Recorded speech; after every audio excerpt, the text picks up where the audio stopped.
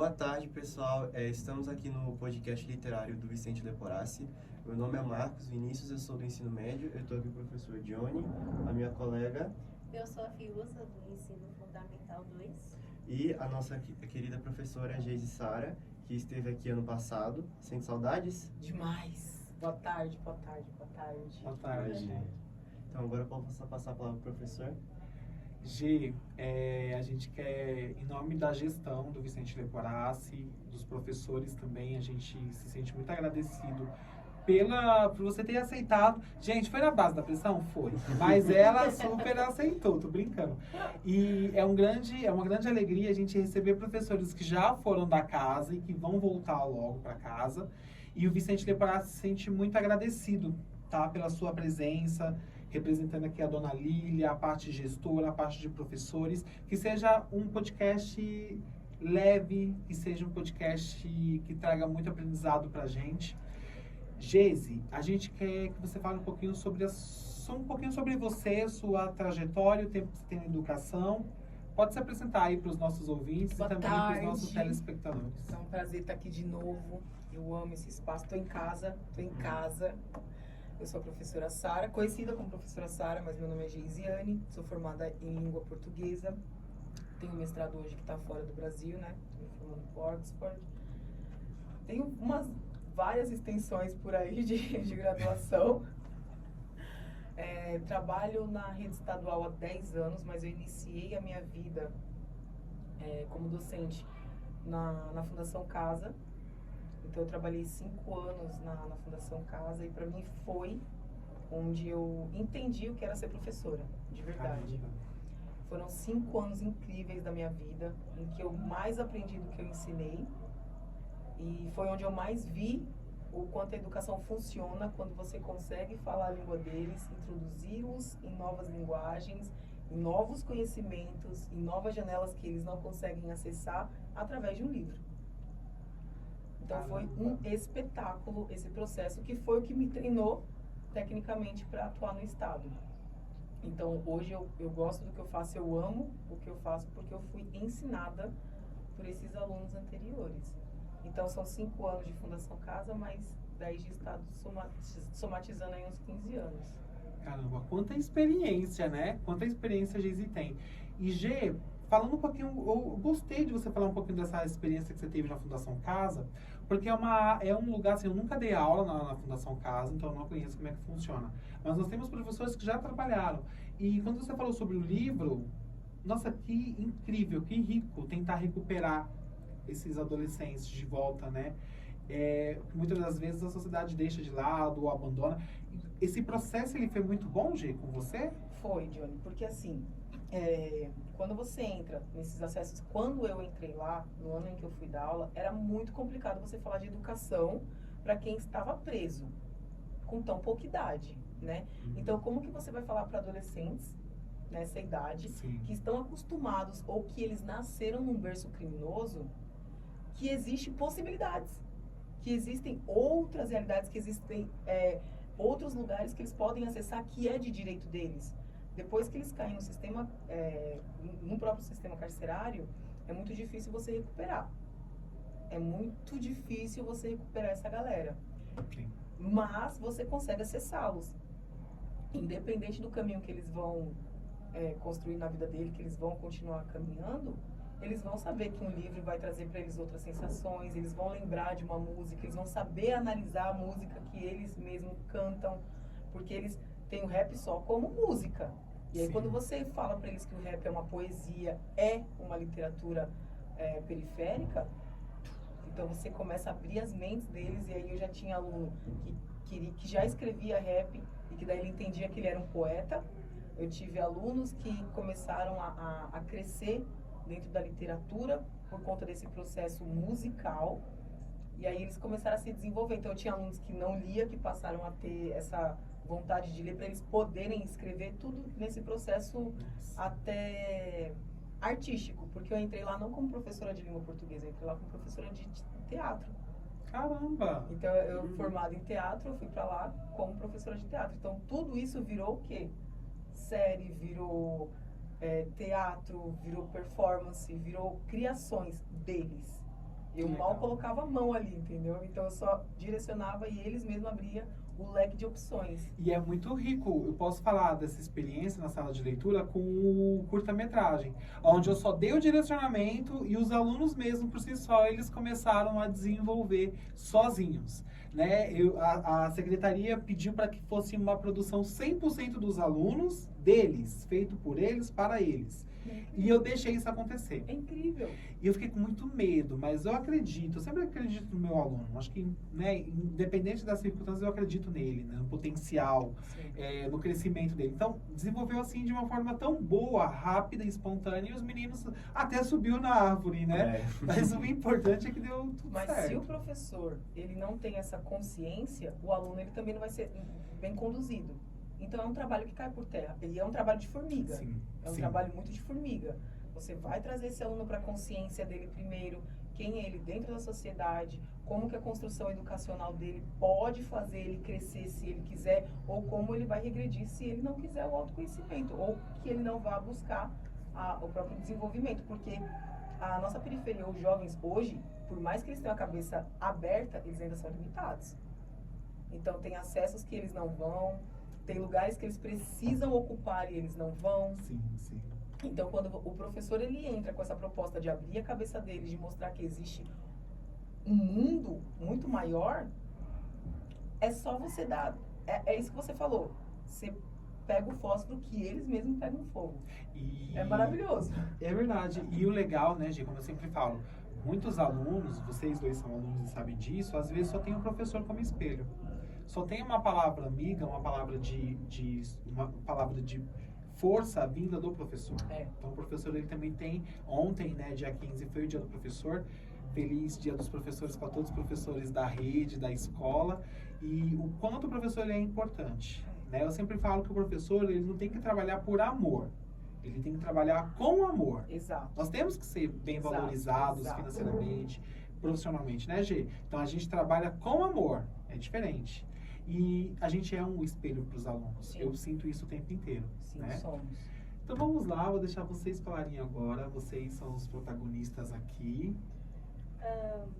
Eu queria dizer sobre esse negócio de espelho que o professor, ele, mesmo, tipo, querendo coisa no básico, o básico, geralmente em atitudes básicas dele, eles conseguem trazer uma fonte de inspiração tão grande, de admiração tão grande, que eu, até dado momento, por enquanto, eu tenho uma inspiração muito grande, uma admiração muito grande pela Elisângela Tuller. Maravilhoso. Uhum. O jeito sereno dela e é sério, mas no momento certo. Ela estaria aqui hoje, né? Ela teve um contratempo, então ela não pôde participar. Nossa, e eu queria saber, você falou, né, sobre as suas experiências, e eu queria saber qual foi o momento que mais te marcou, assim. Ai, foram vários. Primeiro, pra falar da Tuller, meu jeito é bem parecido com o dela. É. Terrível, mas é maravilhosa, né? Ai, que saudade. Saudade. O momento que mais me marcou foi na Fundação Casa. Eu tinha um aluno lá que ele era muito, muito, muito, muito complicado. Ele dava muito trabalho lá dentro. Ele era um menino muito inteligente. Gente desse tamanhozinho, né? E eu falo muito dele em sala de aula, que é o Robson. O Marcos, que já teve aula comigo, você lembra da história? Lembro. O Robson, ele foi uma escola pra mim. O Robson, ele não saiu da vida do crime, mas ele soube conduzir melhor a vida dele depois que o teatro entrou na vida dele. Então, ele era um garoto que ele não ouvia ninguém, que ele não tinha esse tato humanizado, vamos dizer assim. Ele cresceu num berço criminoso, né? Então, ele não tinha essa coisa de, olha, é um ser humano, vou tratá-lo como ser humano. Não, ele era de uma carnificina mesmo. E depois que o projeto do teatro entrou lá e que foi feito um trabalho incrível, o Robson foi ele que me ensinou muito a ser professora. Então eu vi o Robson aprender a ler, eu vi ele aprender a escrever, eu vi ele aprender a fazer roteiro e eu vi ele constituir uma peça. E eu vi ele ir atrás, né, em bom comportamento para ser o protagonista da história. Não que ele criou, né? Era uma história que a gente estava fazendo, na época era até uma história bíblica, que era o filho pródigo, e ele queria ser o protagonista. E aí, pela má conduta dele, eu não deixei. Até ele ter uma boa conduta. E a boa conduta dele veio através do rap, da literatura, da convivência, do respeito. Ele teve o papel dele. Hoje, infelizmente, ele já faleceu. Mas foi um rapaz que teve uma construção de vida muito bonita. Depois de tudo que ele passou na infância dele, ele atingiu a maioridade, não saiu da vida que ele escolheu, porém, ele conseguiu ter uma restauração interna. Então, ele se tornou uma pessoa mais humanizada. E isso foi mais abrangente, né? Então, passou dele para a filha dele, que foi uma experiência muito legal. Então, o impacto que eu tive eu sei que uma pessoa criminal, ela pode ser orientada para o bem. Aí fica aquela parte da escolha de opção. Sim. Né? Você deu a opção para ele, olha, essa não é a sua única opção. Você tem essa, você tem essa, você tem essa escolha. E aí sim, a partir da sua escolha, você traça seu caminho. Nem todos escolhem outros caminhos. Mas, nessa mesma Fundação Casa, eu vi 3 alunos saírem da vida do crime e hoje eu tenho 3 ex-alunos da Fundação Casa que são médicos. Uma conquista, né? Para mim é um troféu. Nossa, É um troféu. eu sei como é isso, né, Gi? Pra mim é Esse um troféu. processo de construção do nosso aluno, ele é todos os dias, um pouquinho. Mas, Gi, nós, professores, como você falou, ele também, se ele não tiver essa sensibilidade, esse acolhimento com o aluno, essa visão também que ele é um ser humano, ele tá sendo ali um aprendiz, ele está sendo moldado, mas também ele é uma pessoa. Ele tem uma história por trás da vivência dele. E como é importante nós, como professores, também olharmos isso com outros olhos, né? E eu acho que no ensino integral, G, a gente tem um pouco mais isso do que no ensino regular. Eu acho que os dois você tem. Tem. Vai muito do que você falou, do olhar. Exato. Porque eu tenho um aluno, vou dar um exemplo assim, eu tenho um aluno que vai para a escola, mas ele fica aéreo. Ele não acompanha a turma, ele tem mais dificuldade. Poxa, se eu tenho uma sala que consegue ser desenvolvida e um aluno que não, então o que está acontecendo fora da escola para aquele aluno ir para a escola daquele jeito? Então o professor, ele quando tem esse amor em trabalhar, ele vai ver o que esse aluno tem, para ele poder atuar em cima, para o aluno poder chegar na escola e querer se desenvolver. Quando você não tem esse olhar, é só mais um aluno que está lá, o professor vai falar, olha, não tem jeito, dá nota vermelhinha, tchau e vence. Não é bem assim. Muitos alunos que estão ali, ele vai ter o professor que ele tem como espelho como um melhor amigo. Então ele vai conversar, olha, lá em casa não está fácil, porque aluno com fome não aprende. Aluno vendo o pai violentar a mãe não aprende. Então eu preciso saber qual é o problema foco do meu aluno para eu poder desfocar ele disso, para ele aprender, para ele entender que ele não precisa seguir o mesmo caminho. Então você ser professor hoje em dia é você ser mais. Ser professor é até o mínimo que a gente consegue fazer, porque para ser professor, ou você é um educador que desenvolve, ou você só vai ser um cara que vai lá numa sala para fichar. E aí a gente vê que é uma construção aos poucos, né, gente? Isso. É um trabalho de formiga. Sim. E hoje a escola, os alunos, eles têm outro molde, eles têm outra forma de entender o conteúdo, de entender a matéria, de entender o contexto que ele está inserido. A gente está no século XXI. Eu sempre falo que nós, alunos, como professores, nós estamos brigando e lutando com o Instagram. A gente está lutando e brigando com o TikTok. E o TikTok, tem países que querem tirar ele, porque ele entende-se na neurociência. Eu não sou formado na neurociência, mas é uma pauta que eu dei no Multiplica, e eu gostei muito, estou pensando em até fazer uma especialização em neurociência. Você se formou, gente? Então a gente sabe sobre o assunto. E aí, Gê, na neurociência, está falando o seguinte, que com feeds hoje de atualizações de informações, os alunos, até mesmo a gente, não está conseguindo se concentrar num assunto só e desenvolver aquele assunto. Exatamente. Então, nós como professores, nós estamos brigando com o Instagram, o Facebook e o TikTok, onde eles passam informação a cada 30 segundos, a cada atualização. E hoje eu percebo, não sei se você também percebe isso, Gê, que o aluno, nosso aluno, ele não está conseguindo se prender num conteúdo ou num assunto. O que traz muita dificuldade pra gente, porque a gente não Sim. tem a interpretação de texto, a gente não tem a produção de texto, porque já tá tudo feito e mastigado, tá ali. Só que esse feito mastigado, ele também vem no efeito errado. Então o aluno ele já tem, tudo bem, eu tenho lá toda a parte científica que está em livros, essa parte científica ela também pode ser digitalizada e ser passada por vários viés, mas o que tem que ser instigado é a leitura e o desenvolvimento disso. Exato. Porque se você só pega essas instruções em vídeo, você pega informação de todo lado. E nem toda informação está certa.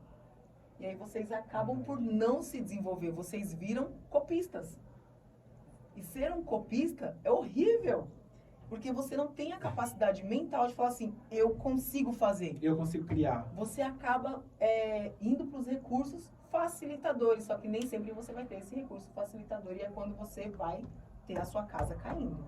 Porque no vestibular você não tem o IA. Você não tem. Na hora de fazer uma redação na prova paulista não tem o IA. E aí, Né, Gê? vai sobrar para você o recurso arcaico, a Uhum. leitura.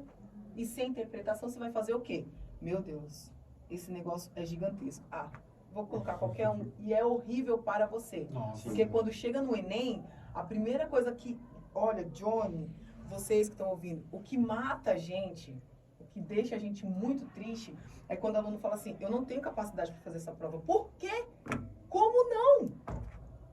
Como você não tem capacidade para fazer o Enem? Você tem, e tem muita. Se dedica, estuda, leia, porque dentro de uma pergunta tem uma resposta. É quando você tem as marcas originais de um texto, de um autor, quando você sabe identificar a mensagem principal. Então, são recortes da educação que o TikTok não faz, Sim. que a IA não faz. O professor e um livro faz. E isso não tem como ser substituído. Não tem. Não tem. Continuidade?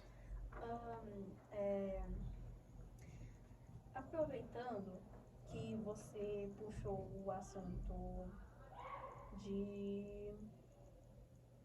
respeito em sala de aula, como você lida com essa questão da falta de respeito dos professores, da falta de respeito da gestão, da falta de respeito das pessoas? É indisciplina só. Ó, isso é uma questão muito singular. Depende muito do seu contexto, depende muito do contexto da escola, depende muito das pessoas. Eu não sei o que o Johnny passa para ele chegar na escola bufando de ódio. Né? Eu não sei o que o Marcos passa para ele chegar na escola calado, quieto, aceitativo de tudo. Então, quando eu falo sobre respeito, eu estou falando de uma via de mão dupla. Né? Por mais que eu tenha os meus problemas, por mais que eu seja uma pessoa complicada de lidar ou de conviver, eu não posso chegar em um ambiente e impor uma autoridade ou achar que eu sou detentora de total conhecimento. Não. Quando eu chego, eu já tenho esse jeito, né? Fofinha. Então, quando eu já chego, o aluno, de início, ele tem um impacto. E depois, com as conversas, eles vão vendo. O meu jeito de lidar com eles dentro da sala de aula é envolto a muito amor, só que com muito respeito. Então, até aqui, até essa linha, você chega para conversar comigo. Passou dessa linha, aí a nossa conversa muda. Então, o professor estando em sala de aula, ele é uma autoridade. Mas ele não precisa ser autoritário, ele não precisa ser um xerife, ele não precisa ser aquele cara que está lá e falando assim, olha, é eu que mando. Não, divide o seu conhecimento comigo. Então, se isso aqui funciona para você, me ensina. Porque se funciona com você, pode funcionar com outro aluno, com outro aluno, com outro aluno, com outro aluno.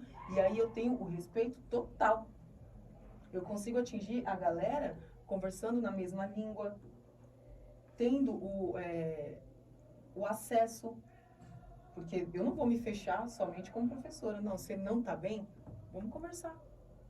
Eu posso te ajudar? Então, conversa comigo. É abrir a porta. O conhecimento, eles são portas abertas. Não é só eu pegar um livro e falar assim que se lê Machado de Assis. Não. Vamos sentir o que ele sentiu. Aí eu consigo desenvolver esse outro ramo. Então, o respeito, ele é uma via de mão dupla. Eu tenho autoridade, mas eu não sou autoritário. Eu tenho o respeito da galera porque eu sei respeitá-los como seres humanos, eu sei respeitá-los como alunos, eu sei respeitá-los na individualidade deles. Então, até aqui, Sara, você pode ir comigo. Ótimo, vamos até aqui. Estou te dando a abertura para você ir a mais. Se couber que eu vá a mais, eu vou. Senão eu falo, eu só vou até aqui. Sim. Então, você tem que ter esse equilíbrio, né? E saber também que tem coisas que não competem a um professor, que o professor ele não vai poder salvar uma escola nem nada, mas ele pode caminhar com os alunos para transformar aquele lugar num ambiente muito melhor. Os limites, né? Com limite, com regra. Entendeu? Mas também com muita brincadeira, com muita bagunça, porque faz parte. Faz parte do A processo. gente gosta, né? Sim. A gente gosta de bagunça, Sim, a gente com gosta. certeza. Sim, a gente gosta. E é muito legal ouvir isso, porque eu acho que os alunos têm uma visão sobre a gente também tem uma visão sobre eles, né, Gê? E quando a gente vem para essa roda de conversa, esse bate-papo, tudo bem que eu queria que tivesse muito mais alunos aqui, né, gente? Eu tô com uma fila, que de rodar a escola de aluno querendo ser entrevistador, trabalhar na internet. Não é uma delícia? Gente, que legal! É muito bom, porque eles viram o primeiro lá e falaram, professor, a gente quer estar junto, que a gente quer participar. E é eles com a mão na massa. E é eles da mão na massa. Olha, pra vocês terem noção, assim, eu não preparei roteiro pra eles.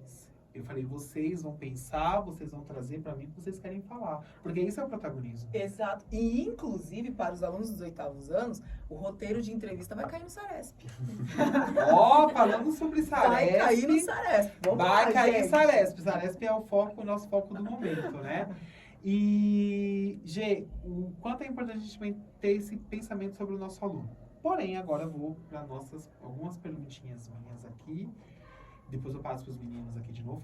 Gê, eu sou professor da sala de leitura, para mim está sendo um grande desafio, aceitei e acho que estou fazendo lá o trabalho que Tá tem que ser incrível esse feito. trabalho, João. Gê, hoje, eu tenho que competir com o YouTube, eu tenho que competir com o Instagram, eu tenho que competir com o TikTok, eu tenho que competir com tudo.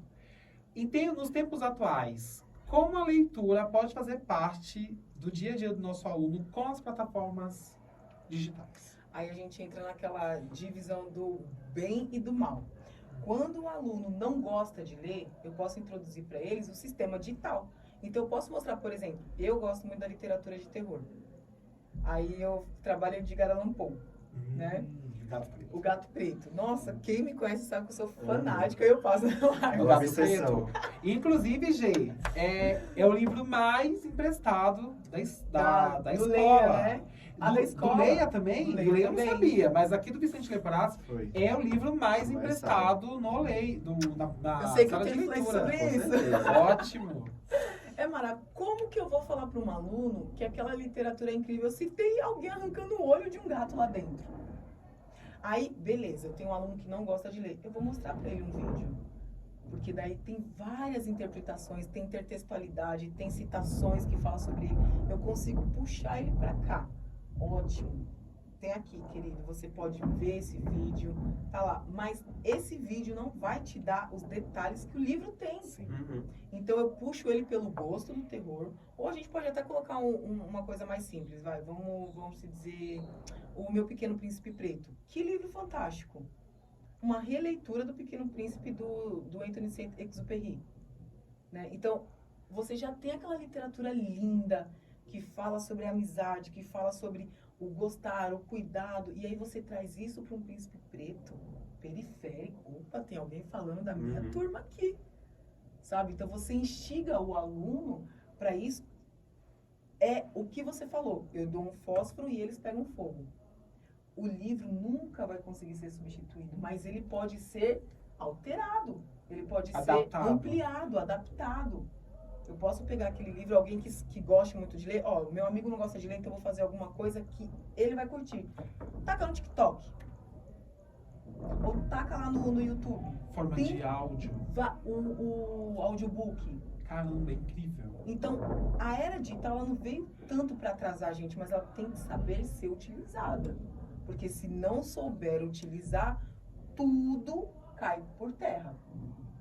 Aí não adianta, não tem jeito. E o legal, Gê, que eu percebi que a Bienal, ela teve recorde de vendas de livros entre os jovens.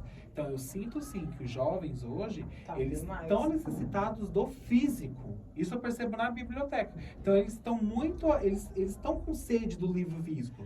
Eu acredito que essa geração agora nem tanto, com as plataformas TikTok, Facebook, né? Mas eu acredito que as próximas, o desenvolvimento e o querer do livro vai ser muito maior. Mas sabe o que eu consegui reparar, Johnny? É que assim, a aceitação e a busca pelo livro vem mais de uma literatura contemporânea. Hoje em dia não tem mais aquele acesso a Machado de Assis, não tem mais quem procure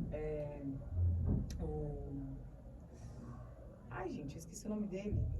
Luiz de Azevedo, Sim. Castro Alves, Lord Byron. Então, essas literaturas que para mim, por exemplo, eu, Sara, amo de paixão, eu sei que ela não é tão acessível. Porém, já vi professores trabalhando de um jeito magnífico.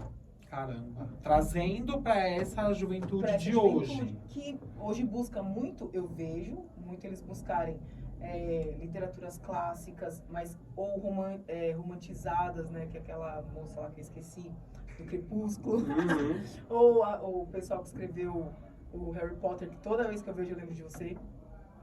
Eu amo de paixão. Então, essas literaturas infanto-juvenil que traz o jovem para essa literatura fantástica é importantíssima. É importantíssima. Sim, sim. E uma das mais importantes também que eu acho que a secretaria fez, né, foi a questão da compra dos livros de literatura em quadrinhos. Nossa, A foi Banca incrível. da Alto O do HQ. Inferno. Menino, Gente, ficou um espetáculo. Gente, os livros Ficou em quadrinhos, espetacular. são maravilhosos. Por quê? Macunaíma. O Diário de Anne Frank, eu tô num projeto aqui do Desafio Leitor com a professora Cláudia na Eletivo. E assim, a gente tá lendo o Diário de Anne Frank por quadrinhos. Gente, esse negócio tá pegado comigo. E eles estão lendo por quadrinhos. E é incrível. Literatura adaptada em HQ em quadrinhos é fantástico. Porque eu trago o meu jovem pra cá, eu trago o adulto pra cá, eu trago o vovô, eu trago a titia, eu trago todo mundo. E tem muitos alunos pedindo pra levar pra casa pra fazer leitura com o pai e com a mãe. Mas por quê? Porque veio a ascensão também da literatura periférica. E a literatura periférica está ligada diretamente aos quadrinhos. Sim, a representação, né? Então, isso é muito fundamental, essa fusão, Fusão. né? Essa fusão da literatura de quadrinhos, que também veio muito com a Marvel, né? Foi fantástico, gente. Fantástico. O Diário de Anne Frank, eu fiquei vendo assim, falei, meu, que legal que eles fizeram aqui. Lindo. Porque Diário de um Banana. É incrível. Ficou muito legal. Marcos, você quer falar alguma coisa, Marcos? Você já terminou? Posso passar para as minhas Já perguntas? terminei aqui o meu pedaço. Ok, então, professora, eu queria entrar na parte da literatura periférica. Eu queria que você me explicasse, me definisse na sua visão o que é a literatura periférica. Porque é uma coisa que não é um consenso para todo mundo, mas me diz o que é para você. Se eu pegar a sua fala e colocar num papel, você fez a sua literatura periférica. Porque a literatura periférica ela está ligada ao contexto em que você está inserido. Ou seja, a periferia fala, a periferia produz, a periferia ela é rica em conhecimento, ela é rica em cultura. Então, quando eu vou falar da literatura dela, é a linguagem dele sendo expressada para outros lugares. Né? Eu já falei para vocês em sala de aula, até repito. Hoje em dia, a população ela já conseguiu identificar que a literatura periférica ou os periféricos são produtores do conhecimento, são produtores da arte, da cultura, né? E que antigamente a elite só vinha absorver essa cultura para eles e deixavam a gente com o osso, né? Hoje a gente tem consciência de que a carne é nossa e a gente tem essa produção. Então, acabou-se aquela falatória de que a periferia é só produtora de violência. Não, nós somos produtoras de cultura, arte e a gente quer isso. Então, a literatura periférica é quando o jovem consegue se expressar. É quando ele tem o teatro, ele tem a música, ele tem o rap, ele tem a literatura, ele tem um caderno e um papel. Ele escreve, ele expõe o sentimento dele, a arte é dele. Como ele vai passar para outra pessoa, não importa. Mas a arte saiu da onde? Da periferia. Ela vai acender os campos da elite, ela vai acender outros campos, até outros países, mas ela saiu daqui, da origem dele, da cultura dele, do que ele pode mostrar para o mundo, entendeu? Então é uma cultura infinita, é uma cultura ilimitada. E hoje ela já não vem mais no punho de violência. Ela tem a violência como um carro-chefe, porque ainda faz parte do contexto, mas eles transformam. Né? Já não se trata mais daquela fala que todo mundo está acostumado a ouvir, é vitimismo. Não, é conscientização, é diferente. Então, é uma literatura ligada à consciência. Eu queria perguntar quais são os problemas que você identifica, as dificuldades que a literatura periférica tem hoje em dia.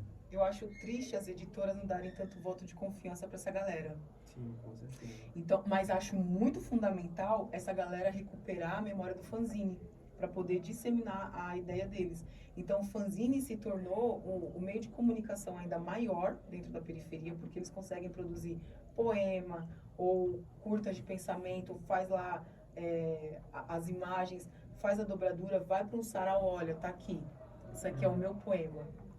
Sabe? Então eles resgataram o fanzine, mas eu acho que as editoras elas pecam muito em não dar tanta voz. Tem um escritor E é um público muito grande, né, gente? enorme, enorme, e é um público rico, rico em Diverso. cultura, Sim. sabe? Então assim, se uma editora ela vai lá e patrocina ou financia, ela vai ter um retorno bacana, porque a tendência é só crescer. Hoje a gente tem a Expo Favela, hoje a gente tem o Museu da Favela.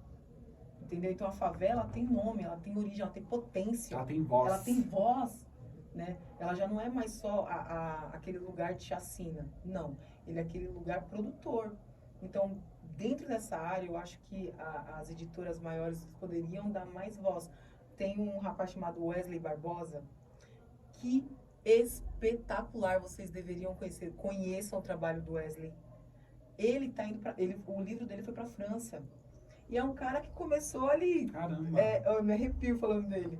É um rapaz que começou com alguns exemplares de livro, ele ia no porta a porta, ele vai fazendo o rolê dele, vai entregando. E hoje ele teve lá o stand dele na Bienal. E o livro dele tá fora do país. E as pessoas aqui do Brasil mal conhecem o nome do Wesley Barbosa. Deveriam conhecer, tá aí, ó, Wesley Barbosa, incrível. Ele escreveu um livro chamado uma conversa na mesa dos fundos, eu não lembro, que eu até trabalhei, eu não lembro se foi com a sua sala, mas são pequenos contos, ele faz pequenos contos que é maravilhoso, assim como a gente tem o Ferrez, que já é bem mais conhecido, que fez o Capão Pecado, Sérgio Vasquez, aí eu já estou falando da literatura que cresceu, mas que está dentro da literatura periférica.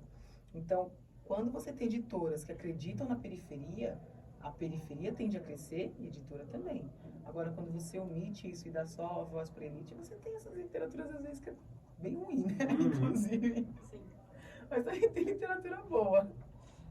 Agora eu queria perguntar para você como seria a literatura periférica ideal, superando os maiores obstáculos que ela tem hoje e como a gente poderia tentar alcançar, quais são os possíveis meios que você enxerga? É muito difícil, Marcos, porque assim, qual é a maior dificuldade da literatura periférica? É atingir os altos patamares. E onde estão esses altos patamares? É onde a periferia não consegue entrar. Sim. Então, abrir esses campos ainda é difícil. Né? A galera vai de pouquinho em pouquinho. Já avançamos muito. Vamos concordar que a gente avançou bastante.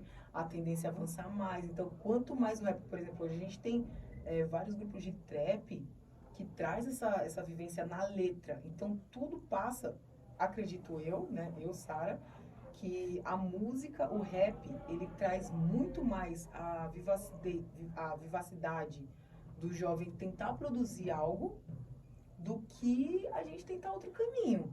Então, se eu puxo esse jovem pela música para ele começar uma produção textual, então eu trabalho duas ramificações da minha linguagem. Né? Então, eu tenho dois campos para ele poder visionar. Eu tenho um plano A, que é a literatura escrita, e eu tenho um plano B, que é a sua literatura musical.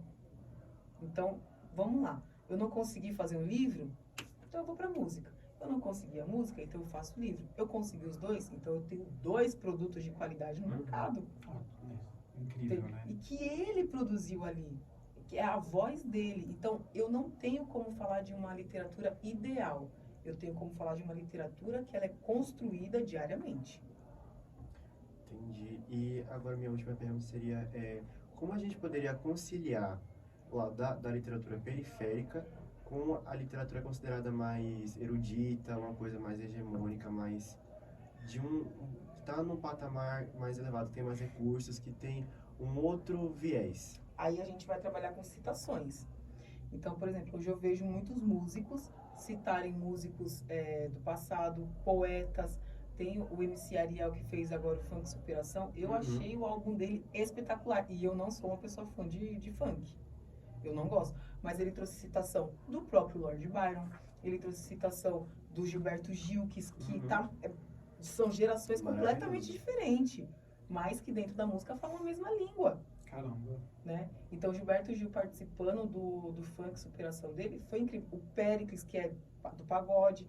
Então, quando eu tenho essas... Por exemplo, tem o Rashid, ele tem um álbum novo que ele fala muito sobre a superação da periferia também. Quando você tem esse acesso, que você já tem jovens que tá ali com você, ele vai te instruindo pelas referências que ele vai usando na música. O jovem esperto, ele vai atrás dessas referências. Opa, de quem ele tá falando? E aí ele já vai, isso aqui é novo. Posso ler sobre, posso pesquisar sobre, fazer uma pesquisa de base sobre isso. Então, eu tô abrindo o meu campo de conhecimento, né? Quando o músico ou quando o artista, ele cita outros músicos ou outros artistas ou literaturas clássicas, aí eu tenho uma coisa mais homogênea. Eu tenho duas gerações ou séculos conversando no mesmo ambiente. Aí eu vou ter uma intertextualidade do passado com o presente em outras linguagens. Caramba. E é incrível. E é rico, né? É incrível. É uma aprendizagem rico. Demais. E vai ficar. Aí, ou seja, o que já foi citado no passado, que está sendo citado agora, vai ser citado no futuro. Eu tenho 3 citações de uma música só. As próximas Vai se gerações, mantendo. elas vão ter acesso a tudo isso. Exatamente. E enriquecendo cada vez mais. Sim. Tem mais alguma pergunta pra G? Né? Eu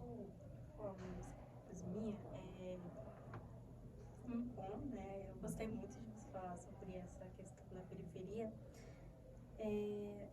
Só que falando agora com você como professora,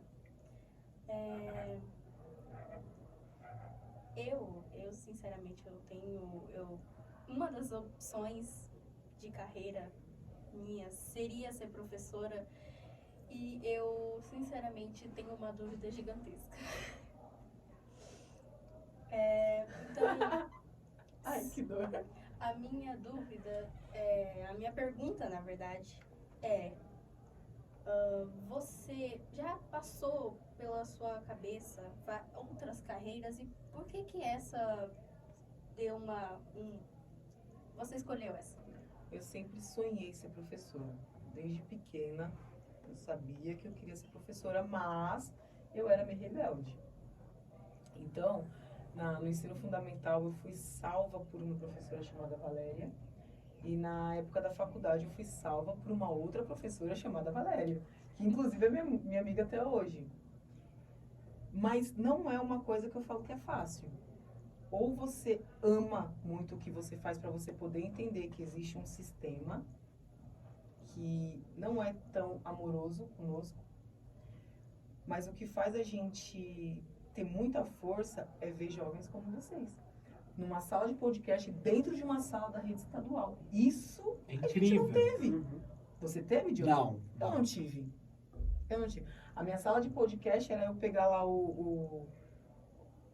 aquelas marretinhas, sei lá, pauzinho que as inspetoras tinham e falar, vambora, gente, pra sala, demorou, vambora. Aquilo era o meu podcast. Então, eu já sabia que eu queria ser professora, porque do mesmo jeito que uma professora chegou em mim e falou assim, olha, Geise, existe um mundo gigante que você precisa conhecer, como é que eu vou simplesmente ver vocês passarem na rua e falar, olha, tem um mundo gigante para vocês conhecerem. Como é que eu conseguiria falar isso para um monte de gente ao mesmo tempo? Numa sala de aula. E aí é quando você vai vendo que não é só esse tipo de comunicação, é outra comunicação que vai te dando base para chegar onde você quer. Então, eu preciso falar para os jovens que o Saresp é importante? Sim. Eu tenho que ir para a sala de aula. Eu tenho que falar para os jovens que é importante eles saberem que a língua deles é importante? Sim. Então, eu vou para a sala de aula. Eu tenho que fazer com que eles entendam dentro da minha linguagem também. Então, ser professor eu não me vejo fazendo outra coisa. Na verdade, eu nunca me vi fazendo outra coisa. Se me botarem pra fazer outra coisa, eu não sei fazer, entendeu? Porque eu amo. Eu nasci para ser professora, eu entendo o que é vocação e dom, eu tenho os dois. Por isso que eu amo demais a sala de aula. É o que me mantém viva. Mesmo com todas as dificuldades, mesmo com todas as atribulações que a gente tem, mesmo com toda a pressão que a gente sofre, eu não me vejo fazendo outra coisa. Porque se eu perco um jovem, sabendo que eu poderia ter conversado com ele, como que fica, gente? Se a gente desiste de uma sociedade, se o professor desiste do seu aluno, se o professor ele desiste da educação, o que é da gente? O que sobra? Não sobra nada. Porque a era digital ela pode acabar, assim como ela chegou, ela pode ir. Um professor não. O professor, ele permanece. Professores, desde a nossa criação da sociedade, o professor sempre esteve presente, né, Geise? Quem é o maior professor dos professores? Aí vai da sua crença também? Deus. A sua maior referência de ensinamento. Entende? Então, você tá aqui, você lidar com pessoas, você lidar com a cabeça dessas pessoas, é fantástico você passar na rua e demorar 40 minutos para comprar um pão na padaria do lado da sua casa, porque você tá, e aí, professora? E o engraçado, é que a maioria dos alunos acha que a gente só dorme e vive aqui, porque quando eles veem a gente numa festa ou na rua, nossa, você é aqui. Eu falo, gente, vocês não ficam assim, quando vocês veem o professor na rua, não é estranho? Muito assim. E quando vê a gente assim, sei lá, tomando uma cerveja, você bebe? Como assim você tem vida fora da escola? É verdade. Nossa, é muito fantástico. Hoje eu dou aula para filhos de alunos. Parece que eu sou velha, mas eu não sou não. Entendeu? Então tem alguns alunos que já têm filhos e já tá aí, ó, na escola comigo. Ou a galera que cresceu comigo e os filhos deles estão lá na escola comigo. Mãe, a Sara é minha professora. É ótimo, porque daí eu já chego lá, seu filho não tá indo pra escola. Buscativa, entendeu? Então, mas aí é que tá também. Quando você é um bom professor, você é bem lembrado. Você é um bom professor. Olha lá, ó. Aquele professor ruim passando ali na rua. Vamos saber onde é que ele mora pra gente tacar fogo na casa dele? Deus me livre. É desse jeito. E aí acho que são vivências, né, Gê? São vivências. Gê, eu quero muito agradecer você. Eu fiquei muito feliz. Eu já te mandei aquelas mensagens para nós poder alterar, mas a gente tá com um cronograma muito corrido. Nossa, lá também. Mas eu sei disso, né? O foco, nós sabemos agora, o nosso foco não é somente a prova, mas é o aprendizado do nosso aluno. Eu acho que o ensino médio agora, com a prova paulista, é muito mais importante, tipo, pro Marcos. Exatamente. Porque terceira série, você tem a oportunidade de conseguir uma bolsa numa USP, numa Unicamp. Né, Geise? Não é informações fictícias, não é essa dedicação que a gente pede para vocês terem no Saresp, é porque a gente sabe da importância delas na vida acadêmica de vocês. E, gente, não importa a dificuldade que vocês tenham, recorram aos professores de vocês, façam um mutirão da leitura, façam um mutirão da interpretação, vão ver cursinhos no próprio sistema digital que vocês não saem. Me salva! Entendeu? Chamem, mas façam e coloquem na cabeça de vocês que vocês têm capacidade. Né? Não cheguem na prova já derrotista. Eu não vou conseguir. Não. Dê o seu melhor. Isso aqui é meu. Dê o seu melhor. Porque a USP está lá para ser ocupada por vocês. Entendeu? Coisa que a gente não teve oportunidade. Coisa que a gente não teve oportunidade. Então, se apropriem. Se apropriem, porque é de vocês. Tá lá. Mas se vocês não caminharem para frente, nem a gente consegue empurrando. E nós temos um aluno do Vicente na USP. Nós temos um aluno do Vicente na USP. Quem? Em Geografia. Ai, meu Deus, que orgulho. Acho que é o Pedro. É o Pedro. Pedro, isso. O Pedro, ele tá na USP em Geografia. Eu fiquei muito feliz. Eu falei, poxa, será que tem um pouquinho de mim? Eu fui professor de Geografia deles ano passado e retrasado. E eu falei, será que tem um pouquinho de mim ali? Eu fiquei muito orgulhoso, porque a gente critica quando a gente tem que criticar, mas coisa boa também da rede, a gente também tem que falar. Sim. E a prova paulista eu vejo como um lado muito positivo, porque dá pra esse adolescente, pra esse jovem, a oportunidade de sair daqui com uma bolsa na USP. Eu acho que para você, agora, não porque você está no nono, mas para o Marcos é uma grande oportunidade de fazer um direito, de fazer uma medicina. E a gente quer ter alunos, como a Geise falou, que ocupem esses espaços. Exatamente. Que não foram Ocupados. Ou que é ocupado só pela elite. Exato. A elite já tem um lugar deles, já tá formado. Gente, vambora. É importante. Vambora, é importante. Mas É a mesmo- dedicação. Mas mesmo assim, mesmo eu estando no 9º ano, no Fundamental 1, no Fundamental 2, tanto faz, é importante estudar para relembrar os conhecimentos que se tem. Tem uma base Porque- boa. Sim. Sim, porque quando você chega nos próximos anos, eu acho que fica mais fácil. Com Fica. certeza. Fica. Olha, eu queria muito que... ouçam de novo. Coloquem no repeat. Porque é exatamente isso. Quando você estuda e que você aprende aquilo, você fala, ok, o próximo passo pode ser um pouco mais difícil, mas esse aqui eu já aprendi. Conhecimento não ocupa espaço. Ele abre Ele o seu campo. expande. Ele expande. Ele nunca vai te retrair. Então, quanto mais você aprender, mais você vai querer aprender. E isso, a sua fala é muito importante. Aprender, não copiar. Aprender. Quando você aprende, você vai buscar novos conhecimentos. Então, o seu cérebro vai estar sempre em E ele expansão. vai expandir. Vai estar sempre. E não vai ter nada ou nenhum lugar que você vá acessar que você fala assim, não vou conseguir me comportar aqui ou não vou saber falar aqui. Você vai saber adentrar qualquer espaço. E nada vai te parar. Nada. Nada vai te parar. Porque eu poderia parar de estudar, mas não. Eu já não sei quantos cursos de extensão eu tenho, eu não sei. Nossa, gente, eu a não gente sei. tem muito curso. Eu não sei. Eu amo estudar. Se eu fosse rica, eu viveria estudando. Porque eu amo aprender. Amo. Eu simplesmente amo aprender. Isso é muito rico. É maravilhoso, não é? E sim. É maravilhoso. Geise, a gente, em nome da Escola Vicente Leporassi, em nome da dona Lília, da diretora, né, dos coordenadores, vice-professores, a gente quer muito agradecer a sua participação. Obrigado por ter aceito. Obrigado aos alunos do Fundamental de Ensino Médio que estão representando os outros alunos também. Geise, muito obrigado. Acho que foi Imagina. enriquecedor, né? Eu que super agradeço o convite. A escola foi muito emocionante voltar para casa. Agradeço também a dona Sandra, minha diretora, que Do autorizou Zumira, minha né? vinda, Do PEI Zumira, muito obrigado. Meus alunos do Zumira, minha CGPAC, minha CGPG, né, Itaci, Adriele, que autorizaram a minha vinda aqui. Muito obrigado por terem lembrado de mim. Muito obrigada mesmo. E estamos aí à disposição. É isso, gente. Obrigado. A gente fica por aqui. E logo, logo a gente vai vir com a nossa edição especial do mês da consciência negra. Vamos falar sobre literatura africana aqui e também sobre a literatura afro-brasileira. Maravilhoso. Geise também fica convidada para vir para nossa semana da literatura Viu, africana. dona Sandra? Eu tô sendo convidada de novo. Exato. Libera ela. Que a gente está aqui para somar, tá, gente? Com certeza. Obrigado, com certeza. gente. Muitíssimo obrigada. A gente fica até Ai, a próxima. agradeço. Eu fico